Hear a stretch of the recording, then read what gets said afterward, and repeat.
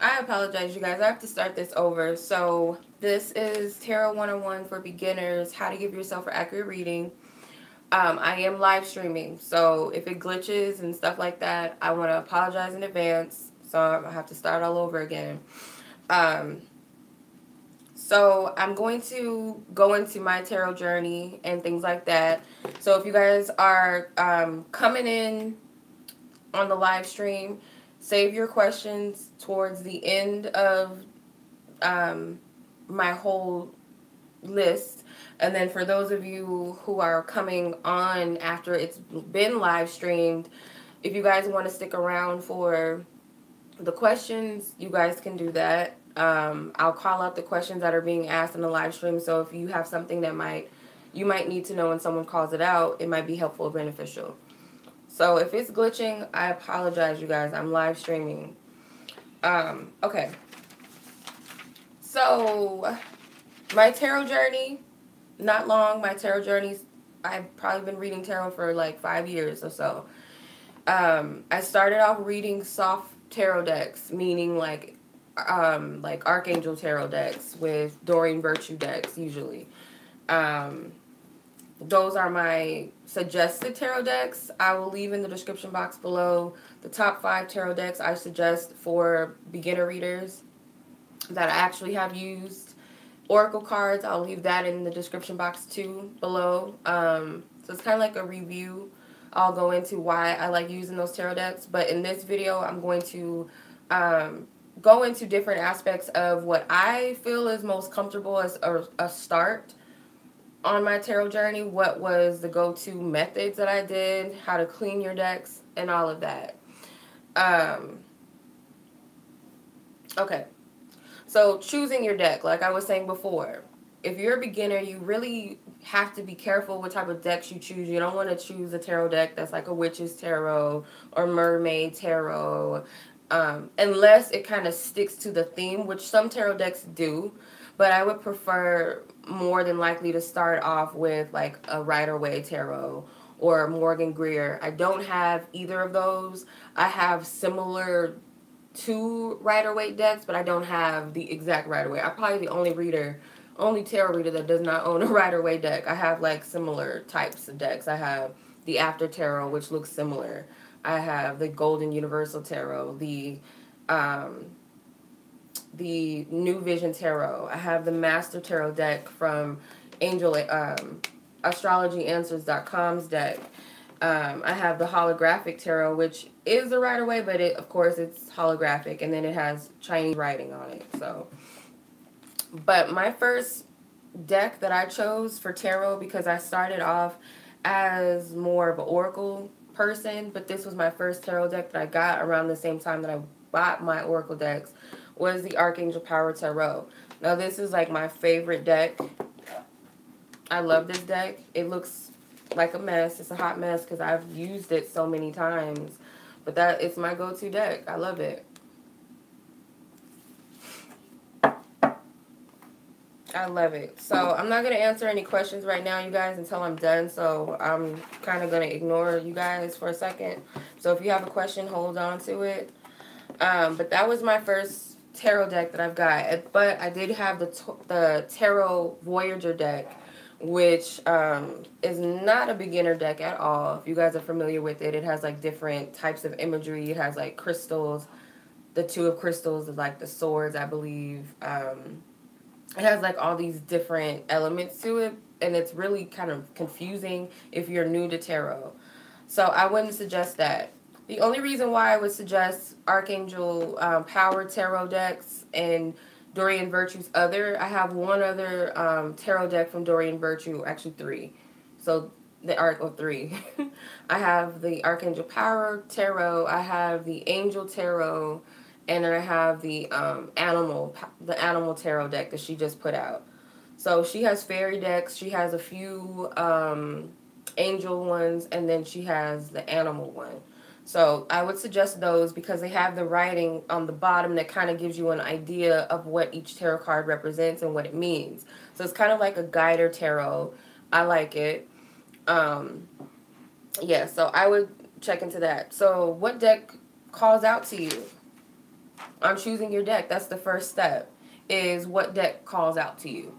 Some people might be like, oh, I'm ready to step it up. I'm going to get me the vice versa tarot, or I'm going to get me the witch's tarot, because I just feel like, yeah, I feel like getting that.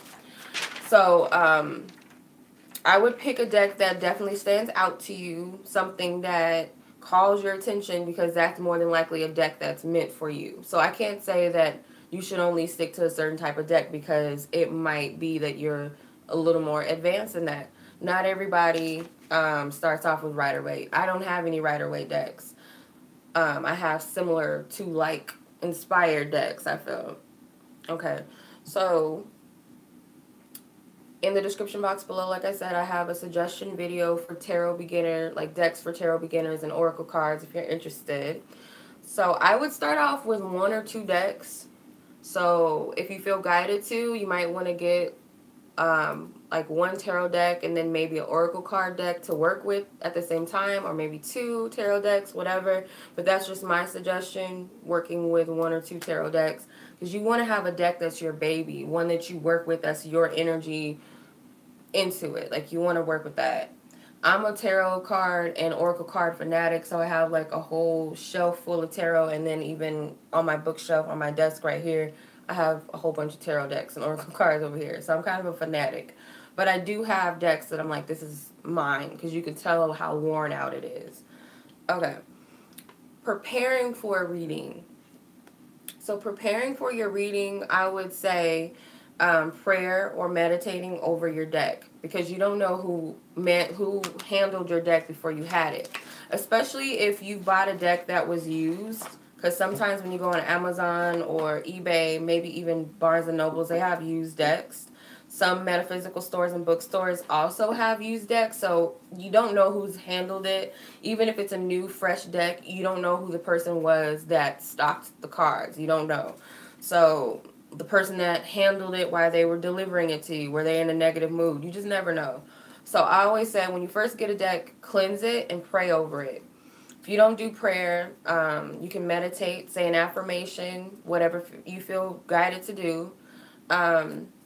With cleansing your decks, my sage looks a hot mess, but it's been doing the job. So you can use a sage bundle.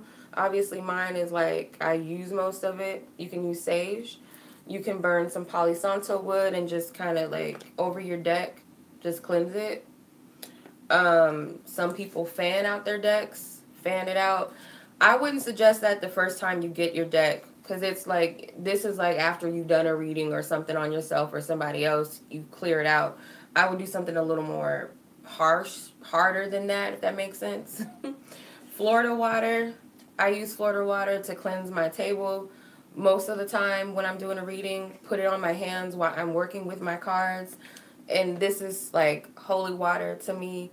This is like highly used for most like hoodoo, voodoo, spiritualists. It's that go-to. It's that holy water. I bought mine at a grocery store. I think Walmart, some people's Walmart sells Florida water. I have some on my website if you guys are interested. Also, crystals can help you cleanse your cards. So if you have like a wand, a selenite wand, or you have like an amethyst or a clear quartz, you can sit them on your cards overnight or something, or before you use them. The moonlight, don't sleep on the moonlight. The moonlight can charge your energies in your cards. If you have time to do that and you're not in a rush to use your cards, you can do that too. So, as far as meditation and centering yourself for the reading, because I would not suggest doing a reading while you're all over the place mentally. Whether you're doing a reading for yourself or you're doing it for your friend, a client, or a coworker, whoever, I wouldn't suggest doing a reading when your mind is cluttered. If you're doing a reading for yourself and you really want to know something, take a breather, because if that will project in your readings, that will cause confusion. You'll be like, oh my God, is he cheating on me? Oh my God, is he cheating on me? And you pull cards and you're like, what the hell does that mean? Oh, I don't like that. Let me pull again. You don't want to do a reading like that. So make sure you are centered. You can meditate, visualizing a white light around you until you feel calm. You can work with crystals. I would suggest a black black tourmaline, obsidian, a black crystal, or smoky quartz. You can use selenite, clear quartz. I don't have any on my table right now, but clear quartz, and amethyst, because these are more go-tos for intuition. So you can meditate with one in your hand, or just sit with it for a little bit, have it by your desk. I have a table full of crystals by me, because this is where I do my readings and stuff. So, yeah. So I sit here with my crystals. You meditate, send to yourself, make sure you're clear, and then have your question in mind, or have a purpose for why you're reading. So say, for instance, I just want to know what my week is looking like.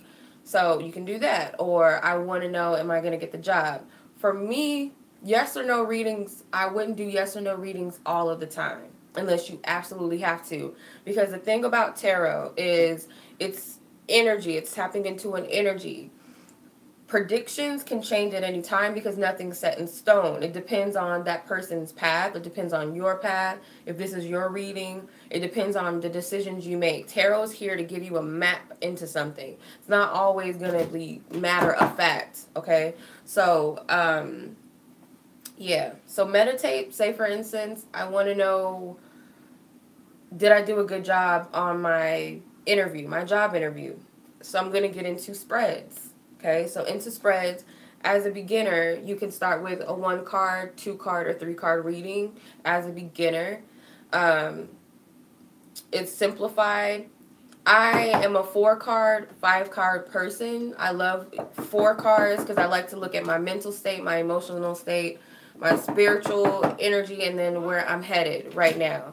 So another thing that I would suggest is knowing exactly what you want. You can look in your tarot deck book. This one probably doesn't have it. But every tarot deck and oracle deck has a guidebook. So it'll have, these are all, I can't read that, obviously, right now. No, I can't read that. So just say, for instance, it tells you the meaning of the King of Wands, blah, blah, blah. Some guidebooks have spreads in them. So you can use their spreads or you can use your own spread. You can Google spreads, but whatever works for you. So let's say, did I get the job? I'm going to pull a 3 card. Did I do a good job at work? 7 of Swords is typically known to be a negative card. Ace of Cups is typically to be known as a good card or a yes card. The Chariot, I would say, is a good card, especially when it comes to career advancement and things like that. So it comes with knowing the meanings. That's why I say, if you're just starting off, use your guidebook, buy a tarot book, or you can go online and look up tarot meanings, but tread lightly with that because some interpretations might not resonate with you. So someone else's interpretation of the Ace of Cups could be different from somebody else's. The beauty of like tarot books and some tarot websites is they'll give you different meanings, like general meanings, career meanings, love meanings, reverse meanings. I'm not really a reverse tarot reader. I read off of my intuition. So I can see the Ace of Cups as being something off sometimes too. But reversals do help. So if that's how you feel guided to go about it, you can have reversals and uprights. For yes or no spreads, you can do your yes or no spreads however you feel guided. I have a method to my yes or no cards. I pull odd card number, like an odd number of cards. I use 5 typically because that's an odd number. Some people use 3, some people might use more. So what I do is I'll tell Spirit, if I see these specific suits, then it's a no. If I see hold your questions for later, you guys. If I pick up a reversal over an upright, then that's a no. If I pull the majority of uprights, then it's a yes. But I have a method to my yes or no's. So you got to have a method to your yes or no's. Or like I said, if you have a tarot book that you have in your possession, or if you go online, go with what resonates with you, because some people do have what they consider yes or no cards. Like the Sun card would be for most a yes card. The 10 of Cups is a yes card for most. The Devil might be a no card for most. So I'll pull like 5 cards. If I had a majority of majors, I'll say this is a yes card. So I have a majority of majors. It's a yes to my answer. This would definitely be a no. The 7 of Wands, the Queen of Pentacles could be a maybe because she's a personality. She's a person. She represents an energy. Another thing is you guys can try predictions. So this is where you want to keep track of your readings. So I have a journal. This is just an example, but I have a journal that I put all of my readings, or that I used to put most of my readings in there. My Lenormand readings, my Oracle readings, my gemstone readings, if I'm reading with my gemstones or something like that. I put all of my questions and my answers that I got and the cards that I pulled in my journal. I used to do that a lot. I don't do it often. But I would do that as a beginner, like make a prediction just for fun. What's going to happen to me today that's going to be memorable? So you'll pull some cards and then you might pick up, oh, I might get invited to go to a pool party today. Write that in your journal. If it happens, cool. If it doesn't, you're just teaching yourself how to pick it up, because you might go, oh, I can kind of see how I got that. I can kind of see why I felt like I was going to get invited to a pool party. Maybe there was an invitation, but not for today or something. You know, it's good to keep track of your readings. You can even record yourself as you're reading for somebody else, or as you're reading for yourself, so you can hear what you're picking up on. Some tarot guidebooks have notes in the back to where you can keep track of your readings, but I would get like a whole journal for that. You can say, like, this is what I saw in the reading. The color purple stood out to me, so I picked that might have been my crown chakra, my third eye chakra. I saw a dog, so that could represent my dog, or blah, blah, blah, or companionship. So you could just write everything that you pick up in your journal and keep track of your readings. What did you pick up? Was your reading accurate for yourself? Was your reading accurate for someone else if you did a reading for your friend or a family member? Did any of your predictions come to pass? Make sure that you keep note of that. Okay. So like I said, as a reference, if you guys need help with what does this mean, because I'm not picking up anything clear. I don't know what the Five of Pentacles means necessarily. I'm not really picking up anything. Let me pull out my guidebook. Or if you bought a tarot book, how to read tarot, you can go into that. Or you can Google it. Or you can go on YouTube. There's people on YouTube that have tarot meanings. Again, tread lightly with Google and YouTube, because it's not always going to resonate with you, but maybe someone's interpretation might resonate or make sense to your situation. Even in the books, when I do tarot readings, I don't always stick to the book, because sometimes I pick up something different. I'm going off of my intuition. I'm going off of what I'm seeing. So I can't always stick to the traditional meaning of a tarot card. Yeah, so just choose what resonates with you when it comes to tarot meanings. That you don't always have to stick to the book. Sometimes it helps to know the tarot meanings, but sometimes it kind of stagnates you as a reader, because sometimes you might get other things. Other readers always see certain cards differently than the next reader. Even in a reading, you might look at one card one way with a different person that you read for, a different situation. It's not always going to be the same. That's the beauty of intuition and utilizing divination, because it's not always going to be the same. It's spiritual. So how to build a relationship with your tarot deck is very important, or any deck you have. So you have to know your cards. So say, for instance, you have to know what your yes or no cards are. So for you, the devil card might be a yes card for you for some reason. Like I said, if you go off of major arcana cards, those can be like, major arcana cards are matter of fact. So these are yes cards no matter what they are. Pentacles for some could be a yes, or it could be because it's stable, it's fixed energy. Some people, court cards could be no, because they are dependent upon a person's personality or characteristics of a person, so you can't always rely on that. So that could be a no card for some people. Whatever your method is, go off of what you feel is a yes or no card. So you got to have your own yes or no cards. Timing in tarot is tricky too. So timing, if you want to know the timing of something, some people go off of the astrological sign of a tarot card. So say if I got the Queen of Pentacles, I'm like, oh, that's probably Taurus, Virgo, or Capricorn. Some people go off of seasons. Oh, that could be spring, summer for some people. But that's where you got to lean on your own intuition, because Pentacles, if you say summer, spring, or fall, but I got the Five of Pentacles and they're out in the snow, what does that mean? It could be you know, summer, spring to winter time. You know, just it depends on you. But again, some books have timing structures in them, so you can go off that or you can go off of your own thing. It's up to you. Um, Knowing the zodiacs of the tarot cards. The zodiacs is important because if you're getting really, say you want to be really accurate or close to accurate, and someone's asking about a family member that's getting on their nerves and you're picking up, oh, that person could be a Gemini. The Lover's card is the sign of Gemini. Say you pull a court card. The swords are air cards. So air elements, air signs are Geminis, Libras, and Aquariuses. So you can be like, oh, this is probably a fairly young Aquarius, or Libra or Gemini person, or someone who's really straightforward, or someone who speaks their truth, speaks their mind. The Emperor is a sign of Aries, so the sign of Aries, that could be a man. So it just depends on your interpretation of the tarot. Planets too. They have planets on here, so if you're not familiar with the planets and astrology, you can kind of overlook that. That's a little more advanced, but that helps and adds to the more accuracy of your reading. Numbers. Numbers also hold some meaning too. So if you guys are into numerology, pay attention to the numbers, like the Six of Swords. The Six of Swords has a definite meaning too. So another thing that I would go with is colors.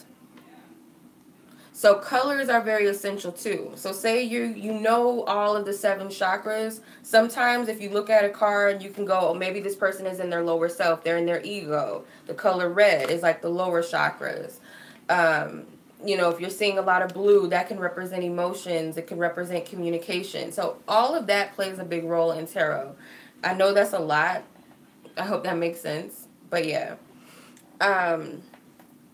Remember your experiences that you picked up in a reading, because some cards could be like markers for your life. Like say for instance, when the Tower card comes up, you're like, I know there's about to be a significant change and it's about to be something that I'm lost and I don't know what's going on, but in the end of it, it's going to make very big sense. That's going to make a lot of sense. So if you've gone through something and you're like, okay, I know because I've seen this card. This is someone who holds a lot of secrets. This is a person that's maybe emotionally cold or something. You know, whatever it is, because you've gone through an experience and now you know what that tarot card represents for you when you see it. That's an example. Okay. Trusting yourself is key. So trusting yourself in a reading is, you have to go with your first mind. Sometimes you're going to pick up something that is not in the book. It's not a traditional meaning, or you think sounds silly. It sounds stupid. It sounds like, if I say this to another person, especially if you're reading for somebody, if I say this person's probably going to think I'm stupid or I'm crazy. Say it anyway. From my experience, when I'm like, I don't know if I should even say this because that sounds freaking dumb. And when I say it, I'm like, I don't know why I'm getting this, but this is what I'm getting. And that person be like, oh my gosh, like, that makes sense because blah, blah, blah, blah, blah, blah. It doesn't have to make sense to you unless you're giving your own self a reading. But if it's for somebody else, just take it and run with it. If you feel like it's going to be offensive to someone, I'm a truth reader. Even if I feel like it's going to be an offensive message or somebody might be triggered, or I feel like I'm being a little intrusive, I'll tell them, you know, this is just what I'm getting. No disrespect. This is what I'm picking up. And I'll tell them. So just go with your first mind. Trust your intuition. So another thing is trusting yourself and trusting the energy. You got to know when your deck needs cleansing or when you are not to use it for some reason. I can tell when I'm not feeling the deck, when the reading is not making sense. Sometimes that can mean that the energy in it needs to be cleansed, or it's just I shouldn't be doing the reading, or it's just not the time to read into it. So another sign that your deck might be needing a cleanse is it gets stuck when you shuffle. Like when you get decks in the beginning, It could be because it's new and, you know, you got to break it in because the, you know, the sealing and the coating of the card gets stuck. But if you've had it for a long time and it's starting to get stagnant and stuck, that means it needs to be cleared, more than likely. But that can mean something else for other people, but that's usually what it means for me. I feel like it's a stagnation in my cards. Um, Another thing is flying cards. I know you guys seen that before. If you've handled cards before, or you've seen other readers use decks, their cards just like fly out. Some people put them back in the deck, but what I do, I might put them to the side because I might, okay, that might be something that I need to look into. So I'll put that to the side. Sometimes if I feel guided, I will put them back. If they come out again, keep that card out. If it's a card that flies out, and it's a card you keep seeing over and over and over, I call that a stalker card. And a stalker card to me is like a message that you really need to pay attention to, or Spirit's been trying to get through to you and you might be stubborn. So I pay attention to stuff like that. Also, feeling when you feel like it's time to stop shuffling. You only know, there's no right or wrong way to shuffle your cards. Some people are like, oh, you didn't shuffle it right. I don't know how to do all that. I don't know. I just shuffle how I feel guided to shuffle. Some people do the split the deck thing and go off of whichever one. If you're reading for somebody else, some people let people handle the deck, or they get to choose which pile they resonate with. However you feel guided to do it, do whatever feels right to you.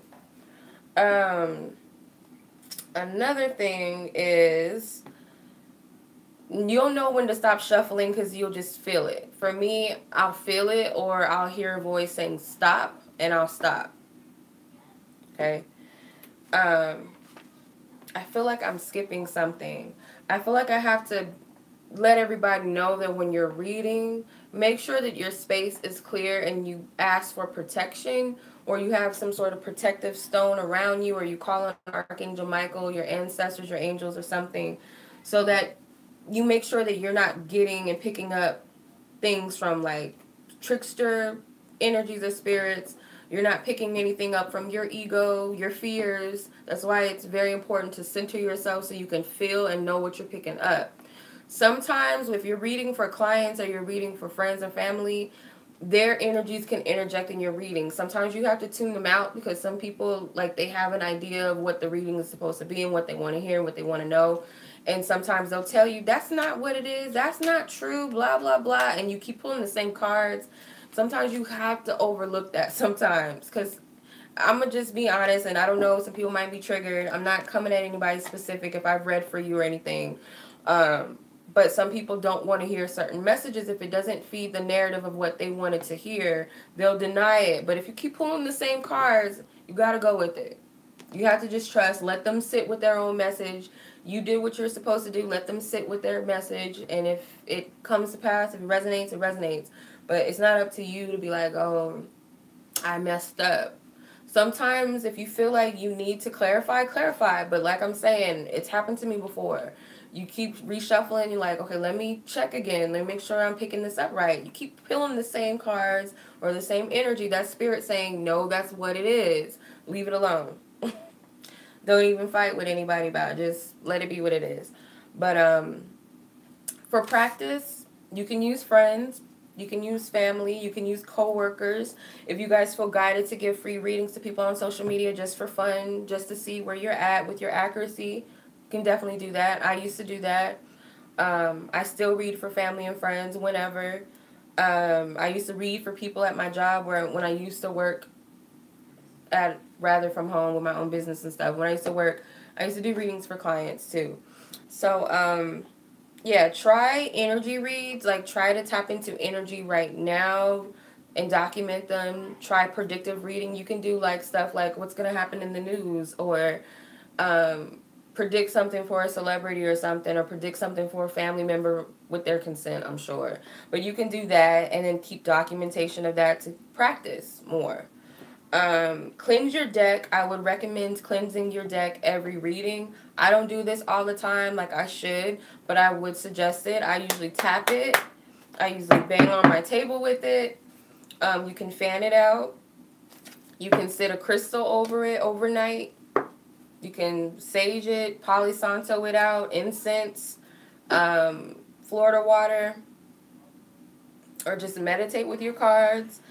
You might have to cleanse. If you guys are thinking about getting into the business of tarot reading, I would definitely suggest that you guys, you got to be in the right space to do it, because it is wearing and tearing on you if you don't take proper care of yourself, because you're working, you have to remember you're working with multiple people's energies.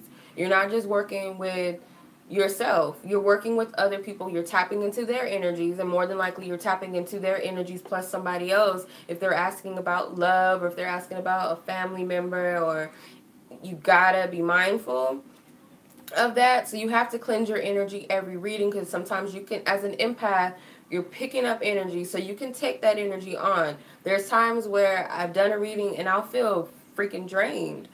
And it's not necessarily there's anything wrong with the client or anything, but you're picking up their sadness, you're picking up their confusion, you're picking up their anger, you know, their anxiousness about something. And you can take that on as an empath. You can even take that on with people you live with, just by sharing food or shaking hands or hugging or the same space. You just kind of feel cluttered. So you always have to cleanse yourself often. I would suggest doing that in your daily life anyway. I need to do more of that. But you can cleanse yourself in multiple ways. You can take salt baths. You can meditate. I would do salt baths, though, just to soak all that energy out of your pores, out of your space. Cleanse your space. If you work at an office, take some crystals with you, some grounding crystals. You can take a rose quartz with you. You can take some Palo Santo wood and just sage yourself before you go into work or something, or wherever.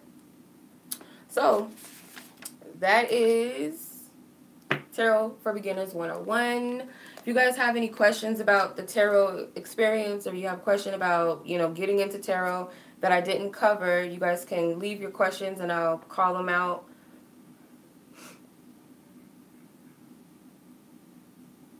Don't get obsessive with readings either.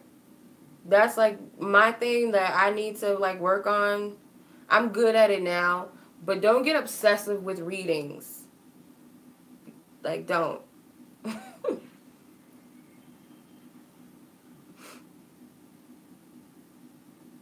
So anything to do with tarot, you're welcome. What's up, Dara? How are you? How you been?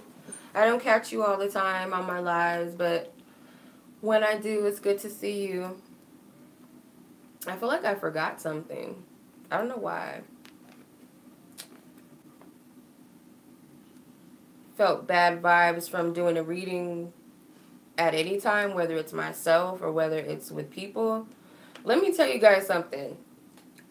I don't take readings from people that I don't trust, and I think Spirit might be protecting me, because I'll have people that will hit me up and ask me about getting a reading with me. They don't just go ahead and purchase it for themselves. They'll come to me and ask me, and for some reason I don't always do this, but I'll ignore those people, because for some reason, 9 times out of 10, I don't feel right about their energy. So I feel like it might be a purpose to that, why they don't just go ahead and purchase it anyway.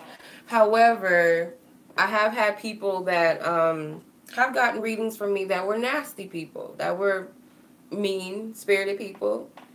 Whether they were going through something and they're just taking it out on the next person, or they're really just some mean-spirited people, but it is what it is. You can tell.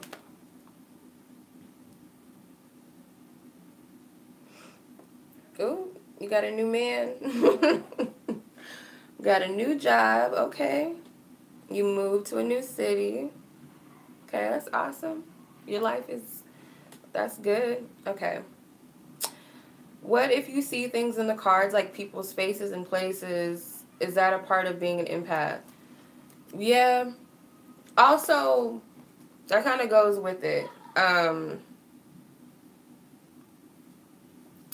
kind of goes with your deck, too. I don't know if you're saying, like, in your mind's eye, because sometimes the cards, I'll go off of the cards and look at it, but at the same time, I'll either hear a message, I'll either feel something, or I'll see something in my mind's eye, and I'll go with that, too. So that is a part of intuition and reading. But like knowing yourself in the deck, like say you pull the Empress. I'm a Taurus, and the Empress card is ruled by Venus, which is the ruling planet of Libra and Taurus. So I usually see this as myself. The Queen of Pentacles, because I am an earth sign, I usually see her as myself too. If I see like the Page of Swords, I'll think of my daughter. If I'm doing a reading on her or something about her, because she's an Aquarius.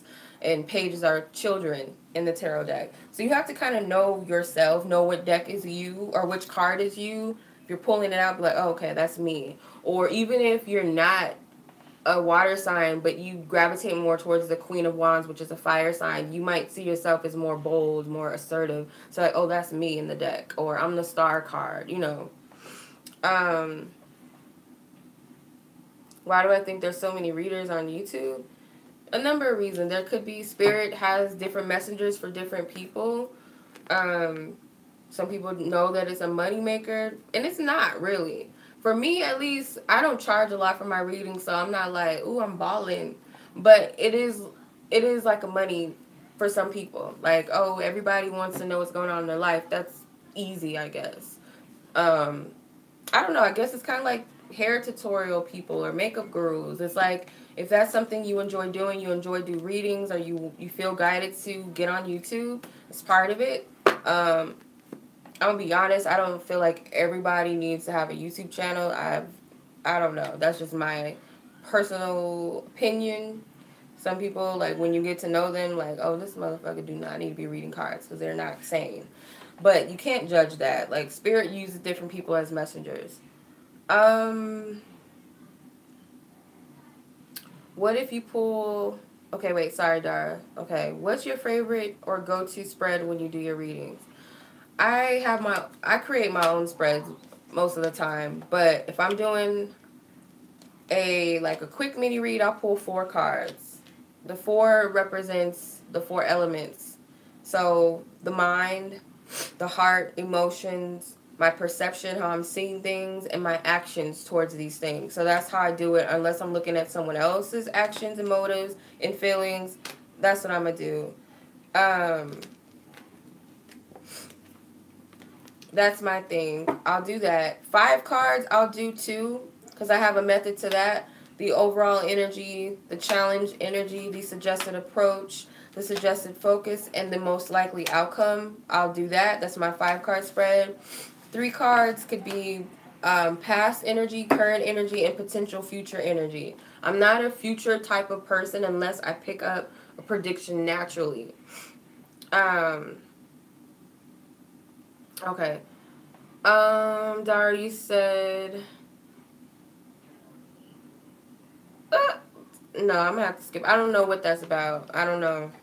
See, I don't watch other readers anymore on YouTube, so I don't know all the drama. I stay out of the drama with other readers because when you befriend some people, you're in trouble. So if you guys are thinking about starting a YouTube channel and you want to trade, because that's where you get messed up, when you want to be cool with certain readers and you want to trade with them because you like them. Not every reader I've come across on YouTube has been a bad experience. No, there's some cool people. And Divine 1111, she's dope. She's done some readings for me in the past. She did a natal chart reading for me recently. Rainbow Harmony is cool. We trade sometimes. We don't always link up all the time, but when we do, I've never had any bad experiences with them. Other people, there's another reader on YouTube. I've never had any bad experience with her. But like when you try to like be cool with people and you get too personal to some extent, you get messed up. So I'm just saying, be careful because not everybody's who they appear to be. Some people have problems. When you get to know certain people, they might be gifted readers, but they got other things going on. So you can't always indulge in other people's energy space. That's all I'm saying. We're normal people at the end of the day. So we just have a gift to read, and so do a lot of other people. What else?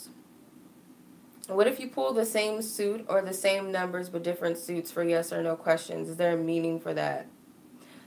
It could be. That's why I say you got to have your own go-to yes or no cards. So I can't say that it's right or wrong because it's up to you.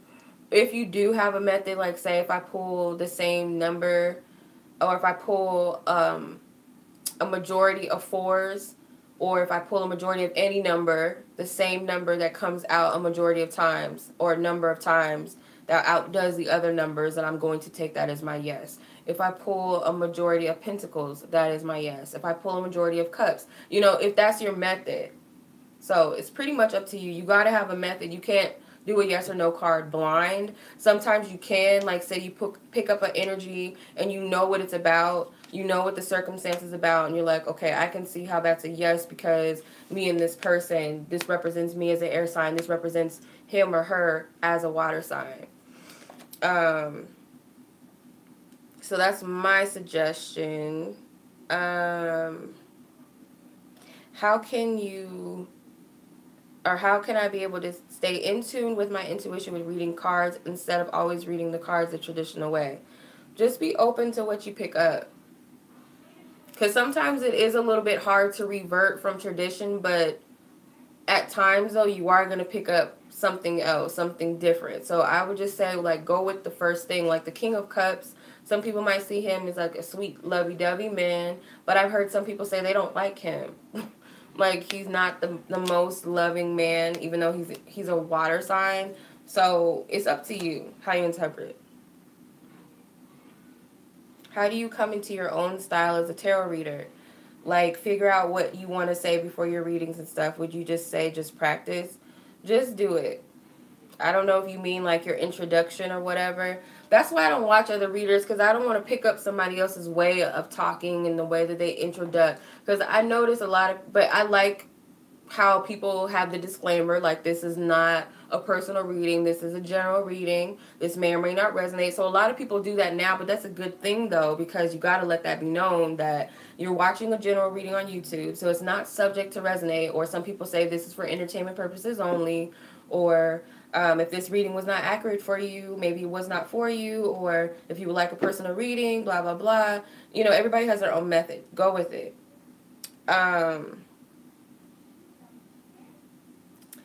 Where do you learn the different spreads? You can Google spreads. There's a site that I used to go to that has spreads. Like, you can Google love spreads or something, and they'll come up. Some people put them on Pinterest. Some people have their own website. Yeah. Ooh. Yeah, but that's where I learned. Like I said, I make my own spreads. So if I want to, because I go off of what I would want to know. Like, say, because I love doing love readings, if you guys don't know. I love doing love readings, even though sometimes it is overwhelming. I do love stuff. So most of my spreads are love-based. How do they feel about me? Should I release my ex? Is this the one? So if I wanted to ask a question as a person that's getting a reading, what would I ask? Like, what are the most important things that I feel is beneficial to learn or to look into? Where's this person's head at? What are their intentions? What are my intentions? Where our intentions are going to lead us? You know, I just go off of what I feel I would want to know if I'm doing a spread. Please click the like and subscribe button. I mean, yeah, that might work for some people. I don't always remember to say like and subscribe. Like, it is what it is. If you feel guided to do that, you're going to do it anyway. But, check your moon and risings. But that is beneficial, though. But, yeah, if you guys are going to get into the business of tarot, just make sure you get a little bit more experience. It is overwhelming. It's not all rose-colored. It's not all, like, hype. Like, people just see the part of it where you're making money. I think that's where most people get it. I don't know if people are thirsty for subscriptions or what. The more subscribers, it's almost like more problems. That's how I see it. I think I have a pretty decent amount of subscribers. If I had like 30,000 or plus, I probably would shoot myself. I'm just playing. But no, I feel like it's up to you. What's your purpose for coming on YouTube? What's your purpose for being a tarot reader? If you're just doing it because you love the art of it, and you don't want to have nothing to do with YouTube, Instagram, Twitter, or anything like that, and you just want to do it because you enjoy it and you want to read for yourself when you need to read for yourself, that's cool. Most people who are spiritually awakened are into divination now. I might do like how to do different spreads. I might do that. How to give yourself a love reading, how to give yourself an oracle card reading. I'll get into all of that. And then in the description box below, like I said, I have my top 5 suggested tarot decks for beginners and oracle cards for beginners. Yeah, try to stick to tradition if that helps you with traditional cards. Even though this is not a Rider-Waite deck, it's a duplicate. It's kind of like it's an inspired version of it. So it's not totally going off of the Rider-Waite. It is pretty much the same, but it's not exact. If